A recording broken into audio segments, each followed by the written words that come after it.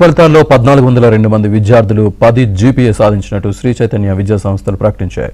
Board ప్రకటించిన 10 జీపీఏలో 16% మంది తమ విద్యార్థులే అని పేర్కొంది. హైదరాబాద్ ఎన్సీసీ బిల్డింగ్లో ఏర్పాటు చేసిన కార్యక్రమంలో శ్రీ చైతన్య విద్యా సంస్థల డైరెక్టర్లు సీమ, సుష్మాతో పాటు పలువురు ఉపాధ్యాయులు పాల్గొన్నారు. ఈ సందర్భంగా ఉత్తమ ఫలితాలు సాధించిన విద్యార్థులను అభినందించారు. శ్రీ చైతన్య విద్యార్థులు 99% ఉత్తీర్ణత సాధించినట్టు డైరెక్టర్ సీమ తెలిపారు. ప్రతి ముగ్గురు విద్యార్థుల్లో ఇద్దరు 9 కంటే ఎక్కువ జీపీఏ సాధించారని అన్నారు. ఎడ్యుకేషన్ అంటే ఆంధ్ర తెలంగాణ అని చెప్పి అందరూ గుర్తించేలాగా చేసింది శ్రీ చైతన్య. ఇప్పుడు ఏ నేషనల్ లెవెల్ మెడికల్ కాలేజ్ తీసుకున్నా, ఇంజనీరింగ్ కాలేజ్ ఐఐటీస్ తీసుకున్నా, లోకల్ ఇంజనీరింగ్ కాలేజెస్ తీసుకున్నా, maximum number of students, maximum percentage of students will be from Sri Chaitanya. అది ప్రత్యేకంగా చెప్పక్కర్లేదు. 1986లో 86 స్టూడెంట్స్తో విజయవాడలో స్టార్ట్ అయిన జర్నీ ఇప్పుడు ఈ year around 950 branches and 7.5 lakh students తో ప్రస్తుతం నిలిచిందండి.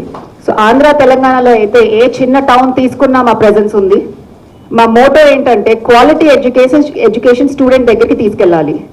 ఎడ్యుకేషన్ వెతుక్కుంటా స్టూడెంట్ ఎక్కడికి వెళ్ళకూడదు. And parents trust us and they believe in us, and that is what makes Sri Chaitanya strong. Our students, parents and staff are the foundation for Sri Chaitanya all these years, and they have helped us prosper, do better and motivated us to do much better. Ivala meeku country lo unna competitive exams enta maarniyo, I'm sure all of you understand it. Competition every year perugutandi. The way of asking a question, ante oka IIT exam తీసుకున్నా, NEET exam తీసుకున్నా, mains aina, the way of asking a question is very different.